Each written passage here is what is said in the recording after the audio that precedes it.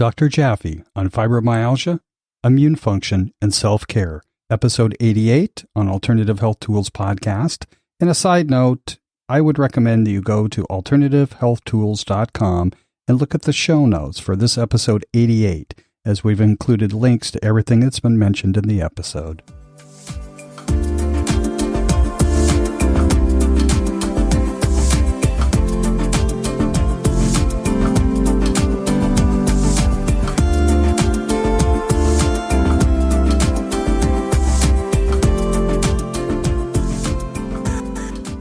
This is episode 88 with Dr. Jaffe, and today we're talking about chronic fatigue syndrome and fibromyalgia. Within this, we're going to explore how Dr. Jaffe helps patients across the world and how we can help patients with these illnesses. So welcome, Dr. Jaffe. I'll introduce you in a second, but just to start, I'm your host, Lisa Victoria for Alternative Health Tools. And together we discover and share alternative health tools and resources for alternative healthcare practitioners and experts from around the world. So it's my pleasure now to welcome Dr. Jaffe. Thank you very much for joining us today. And just to start, can you just give us a brief overview on your background and why you got into the line of work you got into? Well, sure. I came as a skeptic because I come out of academic medicine. I did internal medicine training at Boston University, where I received an MD and a PhD in biochemistry. I then matriculated to the Public Health Service in the United States, where I was assigned to the National Institutes of Health, known as NIH, in Bethesda, Maryland.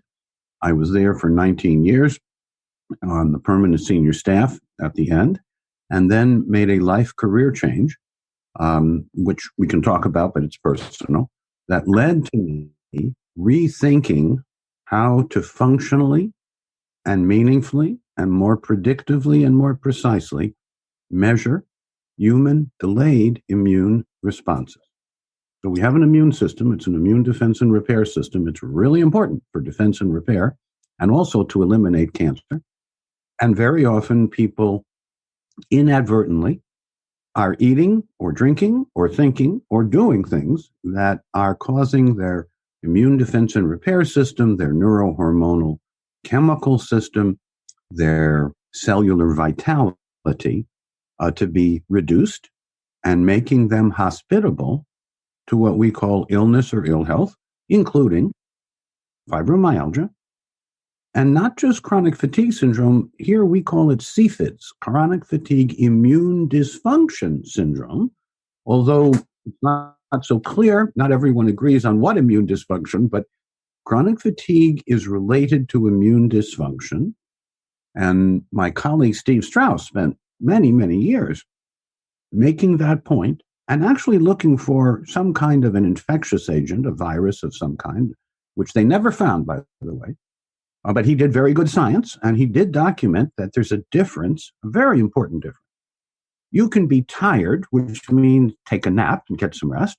You can be fatigued, which means recharge yourself, go out into nature and just amble around.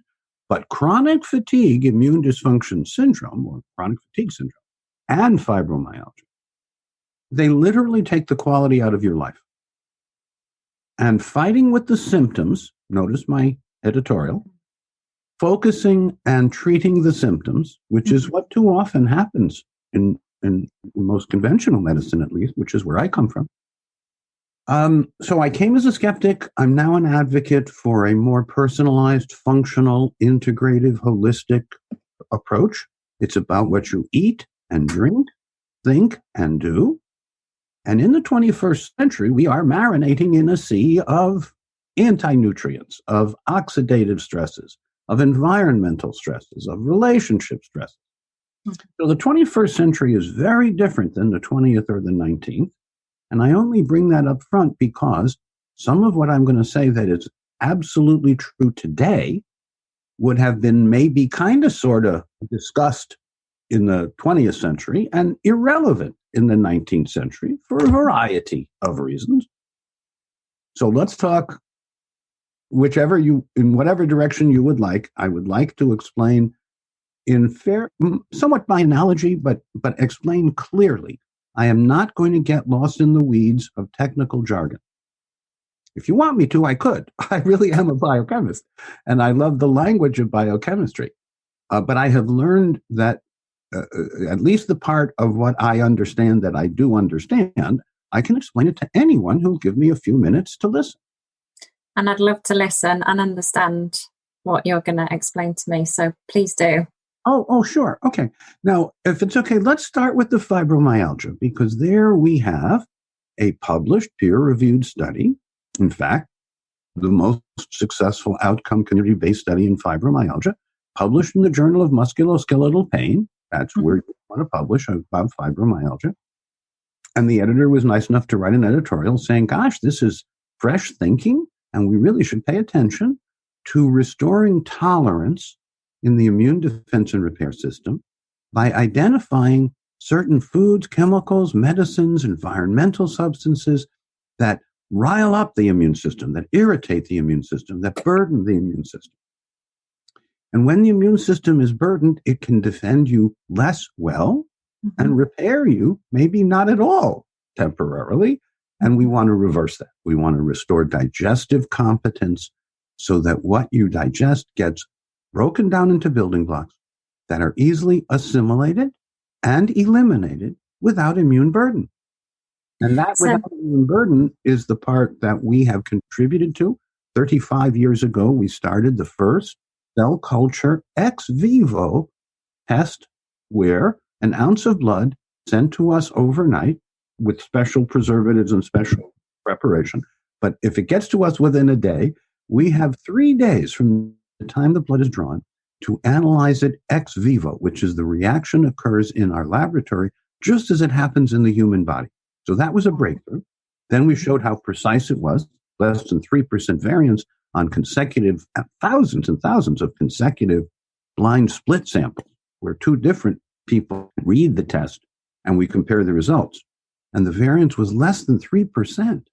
That's good for any test. That's particularly good for a cell culture where you're looking at live cells. The cells are talking to us in the laboratory, and we interpret that and provide a recommendation, interpretation, what to substitute, but also what you might add. So you have a wide variety of healthier foods from healthier sources, prepared in a savory way, seeds and nuts and spices and so forth galore.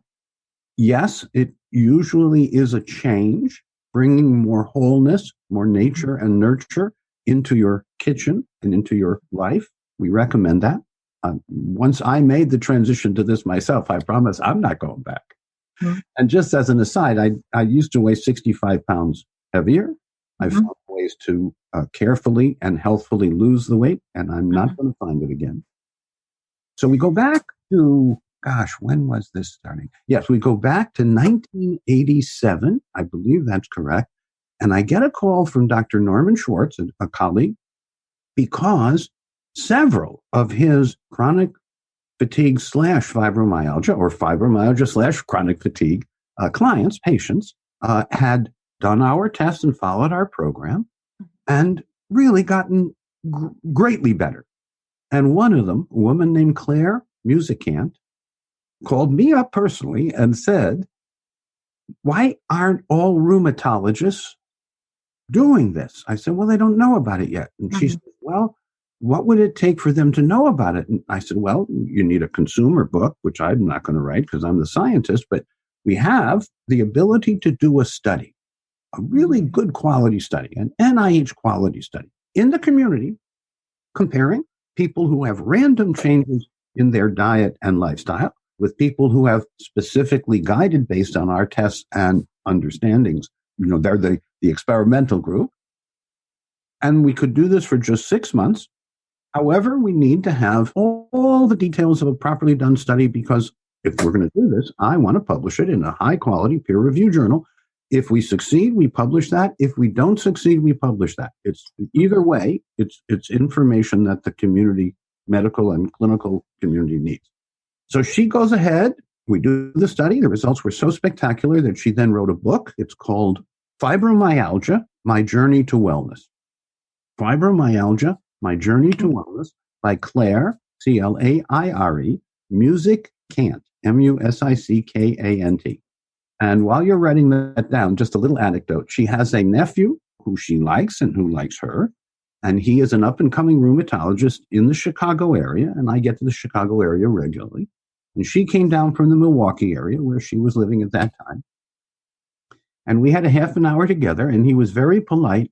But at the end, because she's the aunt, she said, "Are you going to do what Dr. Jaffe said?" He said, "No. I can only do within my institution." Remember, he's not a sole practitioner. He's a specialist within a network, within an institution. He says, "I must follow the standard of care or get permission to vary from it." Mm-hmm. And it's a heavy lift to vary from the standard of care, especially about something that everybody doesn't yet know about. Mm-hmm. And I can tell you that she looked at him with a very stern look. She didn't say anything. And when we got outside, she said, "Did you hear what he said?" And I said, "Yes, I'm not surprised. Doctors used to be autonomous. I'm old enough to remember when doctors were sole practitioners. They signed their own checks. They very often had continuity with the person over many years, maybe even over generations. Today, most of that has been changed by managed care and other approaches. Today, most of the doctors who work inside the hospital or are specialists inside a network are employees. Their practices were bought. The law had to get changed, but it did. And now most of the doctors are employees working within a system that has a standard of care that is probably as good as conventional care gets. But as someone who came as a skeptic, I can tell you there is lots of opportunity for a back to the future approach to fibromyalgia, getting to the causes. And we do know a couple of things about it. For example, there is a compound called substance P like pain, substance P, and it drips from the end of nerves onto muscles, and it causes pain, but that kind of pain is not responsive to painkillers. You can make people dopey with too much painkiller, but they're still in pain. Yeah. They don't care as much, but they're still okay. It's not working on the cure; it's working on treating the symptom. Not. And the knowledge about these additional mechanisms of affliction and pain is relatively new. I mean, 1980s rather than 1950s. So yes, we have the knowledge that when the immune system doesn't repair the nerve to muscle connection, the nerve sends out a signal that's really strong and gets the muscle's attention. And we call that a trigger point or a pain point. Yeah. So Dr. Janet Travell, who was President John Kennedy's doctor, the one who taught me about trigger points, the diagnosis of fibromyalgia hadn't even been articulated when I was studying with Dr. Travell, but she had a textbook on this issue of intractable pain and what to do, including stay mobile. I don't know if you remember this, but in the Oval Office when President Kennedy was there was a rocking chair that he would sit in because his back tended to lock up. And if he rocked back and forth, it stayed open a little longer. So let's get back to the study. We do the study. The results are spectacular. We write it up. It gets published. And to this day, we've done 80,000 cases, not of fibromyalgia, but a total of 80,000 cases have come through our lab, 25 million cell cultures. We have reported at the laboratory clinical pathology academic meetings that you would like to report good news or news. And from us, it was good news. And so we consider fibromyalgia and chronic fatigue immune dysfunction syndrome to be overlapping, to be chronic, relapsing and remitting, which is sometimes people get a little relief and then they want to go out and live their life. Although sometimes they push a little too hard when they feel better and they should ace themselves and renew, restore, rehabilitate, get restorative sleep. Because very often with fibromyalgia, you don't get restorative sleep. Now, we do recommend some simple self-care, and if it's okay, I'll move to that, because these are things that most everybody can do for just, a pound or two, shall I say.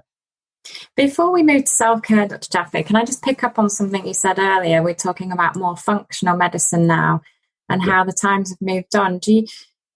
in your line of work and with the peers you work with now, are you seeing a shift in medicine to people being more open to functional medicine?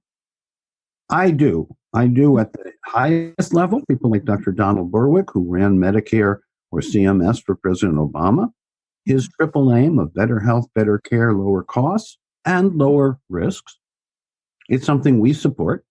And he is, I would say, one of our brain trust, one of our network of colleagues who at the policy level is raising the issue of personalized, primary, predictive, proactive prevention protocols. And we are among those who provide them. That's massive leaps and bounds, isn't it, for the healthcare system? And certainly here in the UK, we've got traditional medicine, but we're now looking more at functional medicine as well, and looking on work, treating the cure rather than just the symptom. And that is kind of a growing curiosity, I guess, in the UK. And people are searching for answers on how to treat, the actual cause, the root cause, rather than just taking, symptomatic pain relief, if you like. Well, any of the members of the British Society of Environmental and Nutritional Medicine would be on this, quote, wavelength or this philosophy. Interesting. So there is a whole society within the UK. I think it was founded by Stephen Davies, who has some very good books, as well as the BioLab in London, and has been guiding that community, the community of holistic and integrative functional practitioners in the UK for many years. That's brilliant. And I interrupted you there, so we're going to move on now. So thank you for answering that question. Yeah, no, if it's okay, let me now offer what I would call self-care that the person can apply relatively easily, if I'm very specific about what to do and why, and then go by results. So let me start with how to reduce the stress of the day so that your sleep comes more easily, more deeply, and more restfully restorative. Here's what you do. You draw a tub of warm water and you add a half to 1 cup each of Epsom salt. That's mag sulfate for the chemist, but Epsom salt. Yeah. And baking soda. That's bicarbonate for the chemist. Yeah. So you do two things. You alkalinize and you add magnesium. Yeah. Then you get in the tub and you're going to stay in there for 20 minutes. And during the first 5 minutes, you just slowly and deeply breathe into your abdomen the way a baby breathes, basically moving your diaphragm, which does a lot of beneficial things. So you have 5 minutes of what we call abdominal gentle breathing, followed by 15 minutes of active meditation. Now, for some people, this would be inner space exploration, such as activemeditation.org by Dr. Robert Leichman, a colleague whom I have learned from and respect. Activemeditation.org is that website. Or you could listen to classical music quietly for 15 minutes. Or you could concentrate on a sound called a mantra or a sound. There are many ways of doing it. We suggest that people experiment and find where their preference is, because the practice is the most important piece. I mean, I'm going to try and provide information, inspiration, motivation, but it's the perspiration. It's the individual's effort that will validate, I believe, or not, because it's not perfect. It's not for everyone. But now at the end of the 20 minutes, or even during that same half hour or 20 minutes, you could have a green dichromatic light. And it's this is now how you would find it, online or in an electrical store or a theater supply store. It's PAR 38, PAR 38, PAR 38, 150 watts. So it could get hot, and therefore you want a photographer's ceramic base to put it in. This was really developed for pure color rendering in theater, but a Cambodian Buddhist monk named Bhante Dharmawara, with whom I studied for about 30 years, decoded a color healing system and gave it to the world, a non-invasive self-care color healing system that includes the use of green dichromatic light.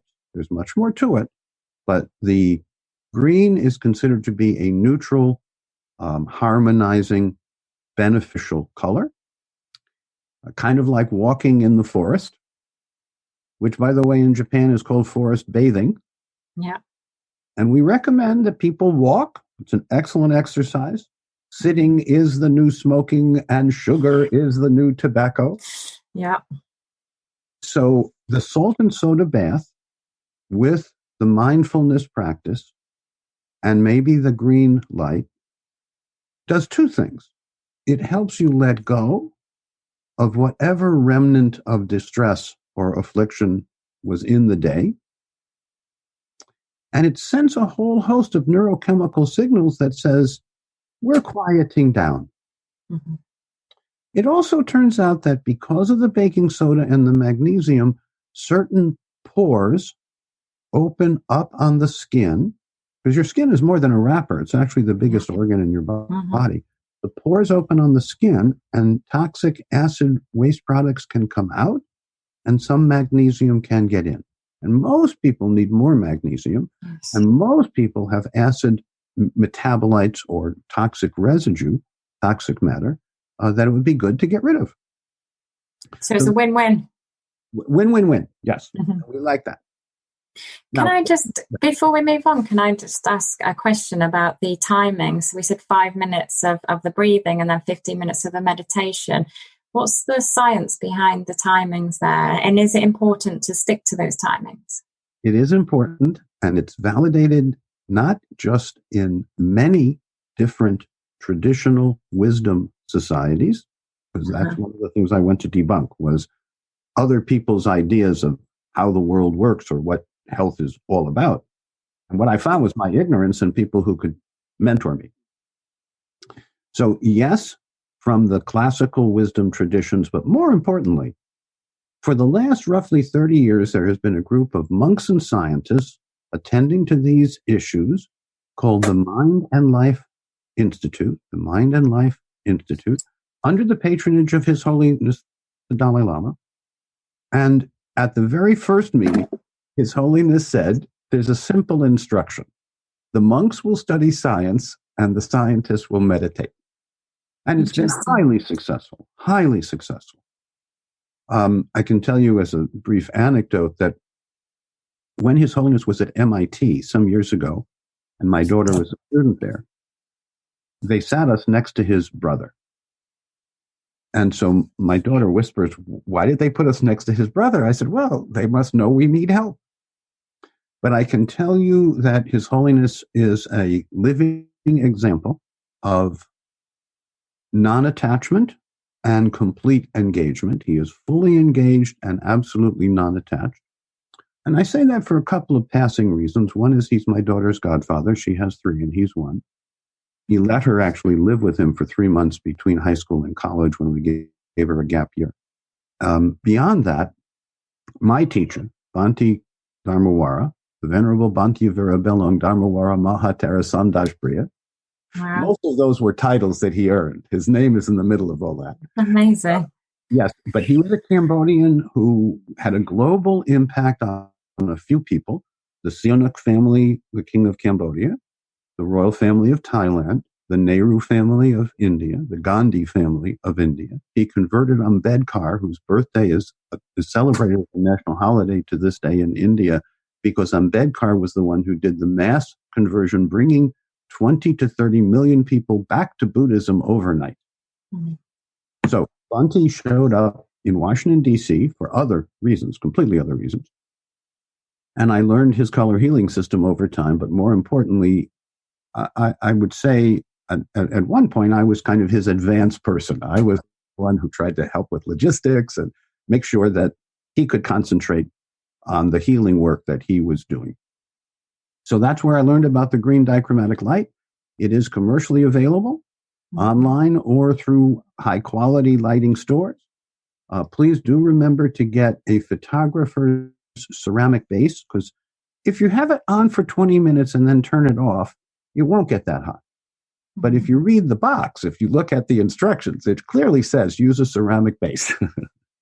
Now, in today's LED world, the green bulbs are not the same. Pigmented bulbs, not the same. Only dichromatic. It's a special kind of coating that allows the green wavelength to come through, but the blue and red or amber wavelengths get reflected back and absorbed into a black background. That's the technical reason why they're so special. And I'll just mention for the folks who like the details, in your eye, in your retina, there are 7 levels of nerves, one of which goes directly to the pineal gland, has nothing to do with vision, but a lot to do with whether your brain, deep brain, the pineal gland, feels supported, the universe is a friendly place, or assaulted randomly, and therefore the universe is a capricious place. Now, I learned this from Jerry Letfin many years ago, and we have used it with, I think, great benefit in understanding the science that underpins the simple reality that more green in your life, and I mean green leaves, green plants, this green dichromatic bulb, can reset the deep biorhythms that drive your mind, your mood, your ability to concentrate and learn. Now, the pineal is widely known. It's small but very important. But if the pituitary gland is the master gland that sends out releasing factors to thyroid, adrenals, ovaries, testes, pancreas, and so forth, the pineal is then the mistress of the master gland, because the pineal, through an intermediary called the hypothalamus, the pineal gland tells the pituitary what releasing factors to release. So it's really important to keep a happy pituitary and a happy pineal. And green, walking in the forest, preferably barefoot, gardening, using the green dichromatic light. And now, back to your most important question, timing. There are now over 500 studies that show there is something important about 20-minute intervals. For example, if you ever have traditional acupuncture with needles, the needles will be left in for 20 minutes. For example, if you go and receive a sound or mantra from many groups that teach people how to be mindful and meditate and, chill, shall I say, 20 minutes, typical. 20 minutes twice a day, what was written by the Gautama Buddha, the last Buddha 2,500 years ago, or at least he said. We don't really know. He didn't write. he didn't have a press agent. He didn't leave a manuscript. But his students changed the world. So there's lots of confirmation, including from the University of Berkeley, California. A fellow named Kruger, showed that this 20-minute cycle, known as the horary clock, for anyone who's familiar with traditional Chinese medicine, which means that you have different organ systems and they have timing dominance during the day or night. So there actually is quite a bit of evidence that 20 minutes is necessary and sufficient. Now, if you really like to sit in the moment, if you really like to sit in and luxuriate in quiet inner space, where if thoughts come, you let them go. You don't have to do anything. Just when a thought comes, you say, okay, later, let it go. Go back to your breath as a refuge. Go back to your technique. Whatever appeals to you. Try a few, settle in with something, and then practice. What we say here in the United States is if you want to get to Carnegie Hall, you have to practice. So it's going to take more than 1 or 2 times to get into this. But the folks that over the years, and there are thousands now of colleagues who are using this in their practices, because I helped found a group that does certified clinical nutrition health coach certification. And more recently, we have founded the PIH Academy for licensed health professionals and advanced health coaches. And we last year certified the first group. This year will be the second year. And what we That's do, awesome. 2 hours a month, we have a live presentation and dialogue. That then gets recorded and slightly edited, and then with additional resources and links gets put up and password protected for the participants in the certification program. And then there's a little quiz that reflects that you really have paid attention, that gets you certified through Health Studies Collegium, but more importantly, gets you continuing education credits through your professional credential or society. Mm-hmm. Wow, lots and lots of information there, and thank you for sharing. I just want to pick up on a couple of things. There's lots that I could pick up on. But going back to something you said earlier, you said about, it's not just what we think, but what we drink and what we do. So I'm guessing, taking the bath with the Epsom salts and the bicarbonate soda is working on the physical body as well as the mindset. And then we talked about, helping us, get into a sleep pattern. So when you assess patients, I guess, so you're taking some blood samples, how are you encompassing the whole eat, drink, think and do? How are you assessing that? Yeah, let me walk you through that, because I train physicians who then have the 1 ounce of blood properly taken and shipped to our lab, and I run the lab.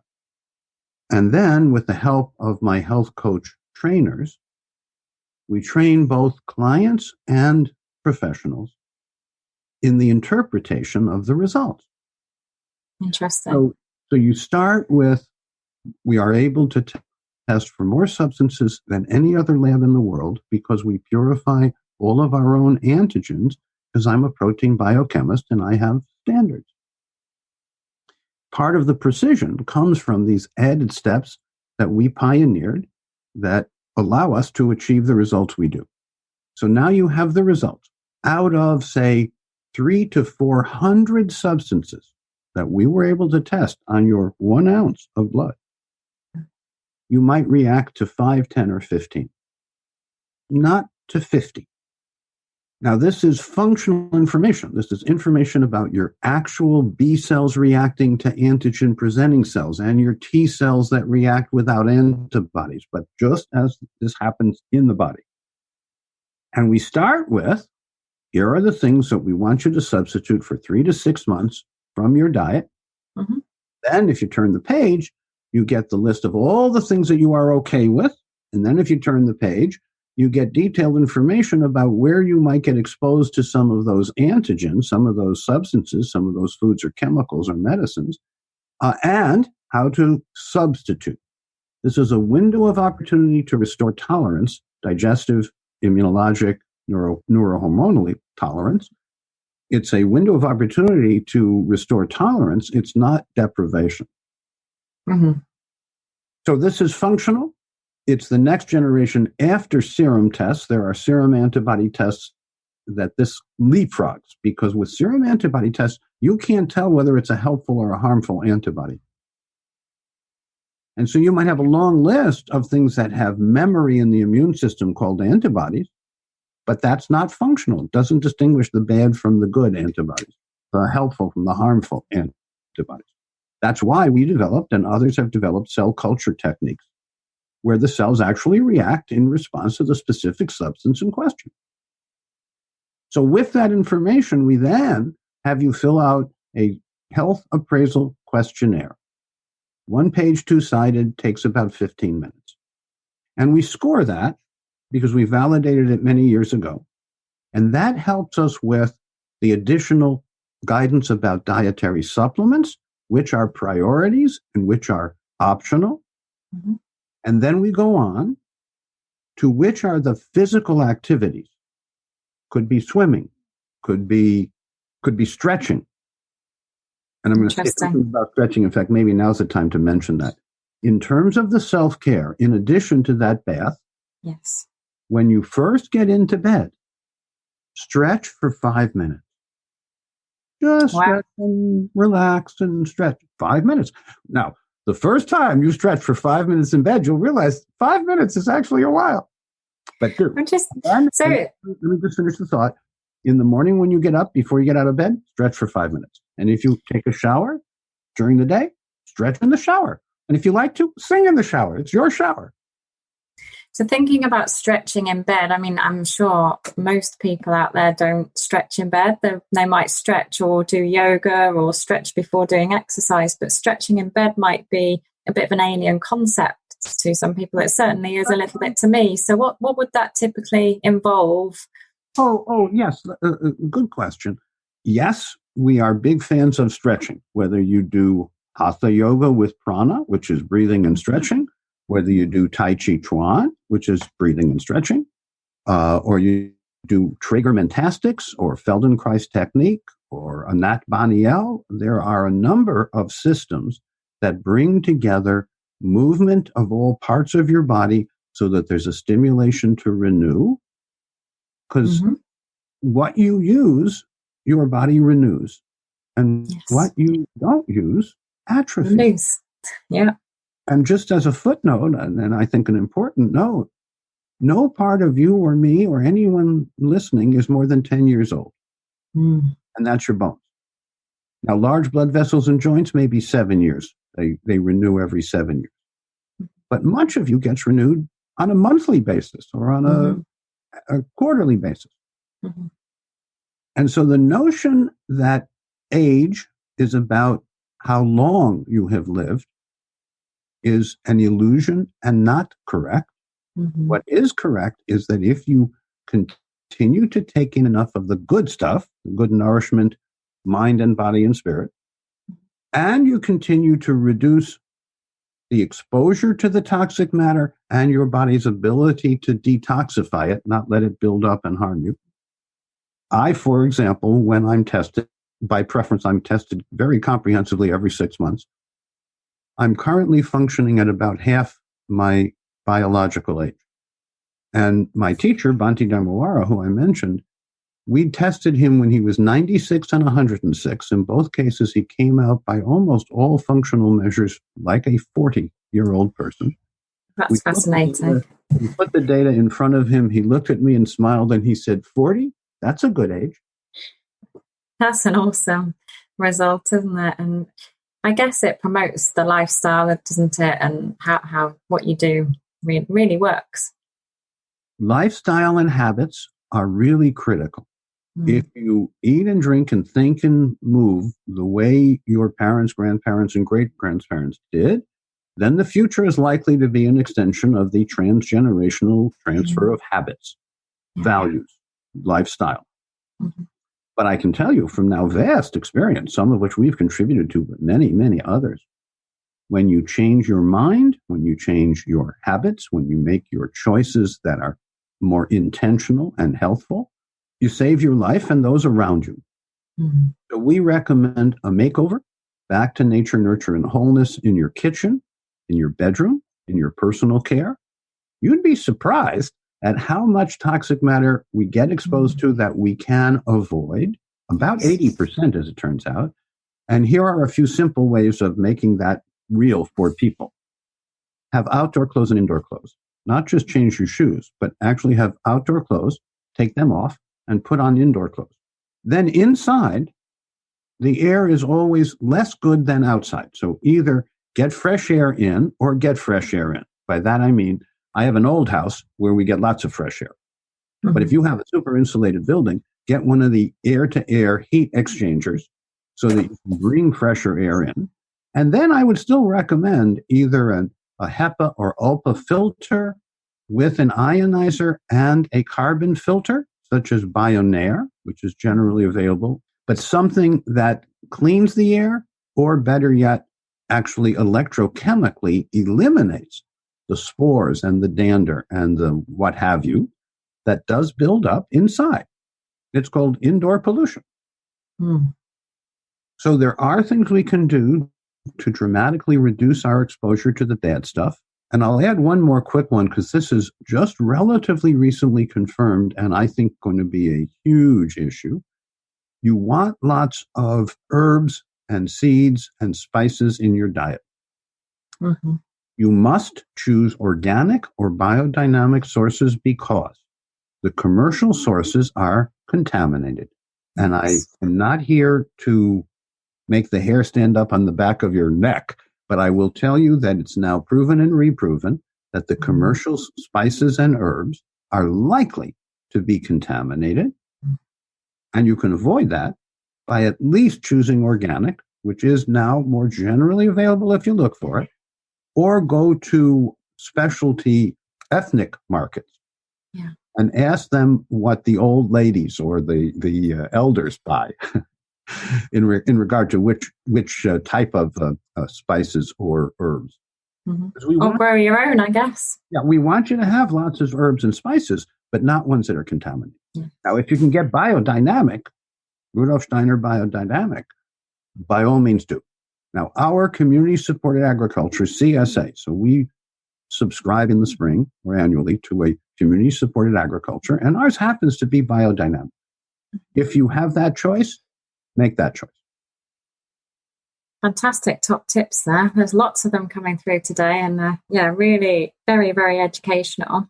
Just want to touch back on the sleeping tips. We talked about the bath and we've talked about the stretching.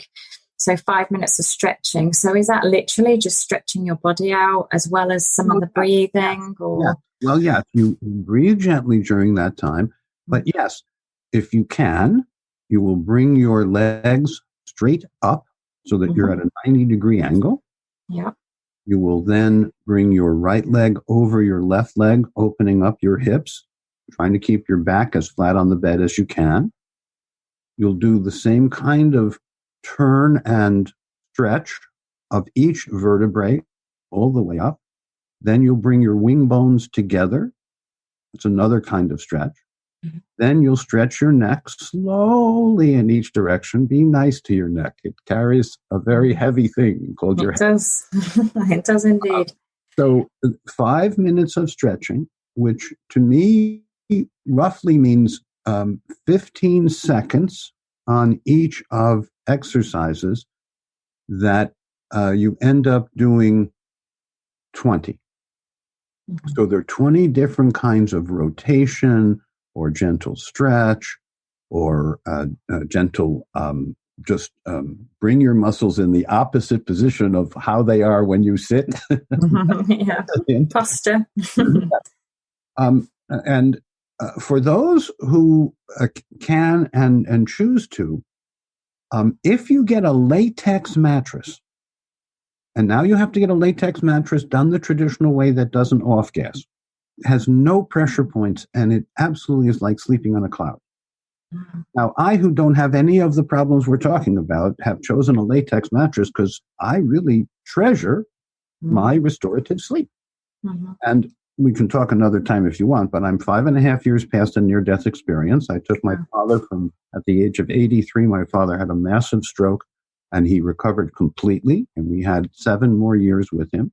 So I have put into practice what we're talking about. It particularly applies to chronic fatigue immune dysfunction syndrome and fibromyalgia.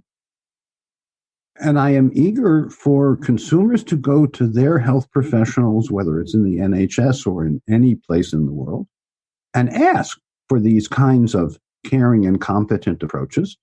In the case of myself, there's drrusselljaffe.com online. There's elizaact.com online.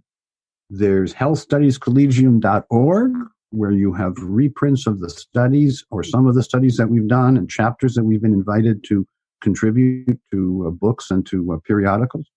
So there's lots for folks to explore. And I guess one other, I think, important point is go slowly. I didn't figure all this stuff out in 20 minutes.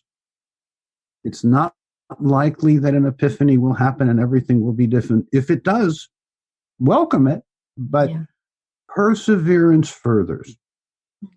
Taking the steps that make healthier choices of what you bring into your home, what you bring into your life, and what you release from your life. Sometimes the healthiest thing you can do for yourself and for those you really care about is to let go of a relationship that could be described as toxic. Yes. The Buddhists call it afflictive. I prefer the word afflictive. It's clearly, it's a clear word, but it's less judgmental. And I like the Buddhist approach, which is fully engaged, non-attached, and in the service of the moment. Yeah, it's beautiful. And it's about forgiveness, isn't it? Because if you've had toxic people, relationships, experiences in your life, it's being able to forgive them, because we hold on to it in our own bodies, don't we, if we don't forgive. Forgive yourself and forgive them. Yeah. In my personal case, my mom lost my sister when she was very young, and it was an avoidable death. My mom had a year of depression and guilt or grief. And just as she was coming out of that, her mom had a stroke and died. And there were lots of unresolved issues between my mom and her mom. Another year, and my mom tripled her weight in that time and became an ambulatory schizophrenic, which means she could function, she could go out and shop, she could engage with people, but she made things up as she went along because she was in such psycho-emotional turmoil and grief that continued. You know, she lived in the past of that terrible loss, then that terrible loss. I can tell you as a child, what I knew was I didn't have a mom who had friends. I didn't have a mom who could have continuity, even with me. But it made me a better doctor in hindsight, I believe, more empathetic, I think. And I have, I think, to a very large extent, because I've spent a fair amount of time personally in my quiet time on the subject of looking back at how awful it was that not just the loss, but that no one came to help my mother. Now, mental health today is not that much better than it was then, but I can tell you in the early 50s, because that's how old I am, it just was absent. And family, not mine. I mean, I'm sure there are some families that would come together and be supportive, but in our family, we remember who fought with whom at what social events. That's just our family. I think most families can relate to that, hey? Oh, I think so. And that's why I'm sharing it. It's not so much that I need to say it as I want folks to know that I'm going through what probably in some way they're going through. And as I think, as you can see, I feel and function well. I have a joyful gratitude every day when I get up. After you have a near-death experience, every day becomes the best day of your life. My dad, after he recovered from his stroke, every day, because after that, I really did speak to him almost every day. Every day was the best day. So I think we can cultivate gratitude. We can cultivate restored sleep. We can cultivate a diet that we can digest, assimilate, and eliminate without immune burden, which means a transit time of 12 to 18 hours. If you have roast beets at night, you should see red in the commode in the morning.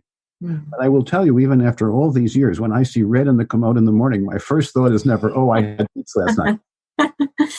Yeah, I think, that it takes, like you're saying, that near-death experience for some people, or for it to be bad enough for them to want to do something about their health. And for me, certainly, one of the interests that I've got in chronic fatigue syndrome is I had chronic fatigue syndrome, and the way I got through it was through nutrition and mindset, and that's why I'm now a health coach, because I want to be able to help other people. Sure. And quite often people only come to me when it's bad enough that they want something to change. They don't think about proactively looking after their health. And I've loved our discussion today, because what the clear message that's coming through is we want to look after our bodies. We want to value them for as long as we possibly can. We want to be a 40-year-old in a 106-year-old's physical body, don't we?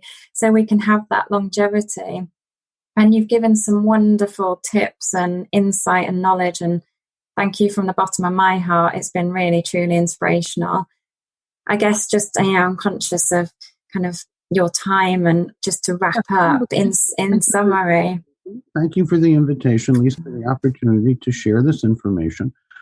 Yes, I do practice this myself. My personal plan is to be dancing at 120, and I would like you and other friends to be dancing with me. And absolutely, I'll be there. I'd love to join you. So just in summary, Dr. Jaffe, then, so we've talked about, the importance of sleep and mindset and some top tips that people can do.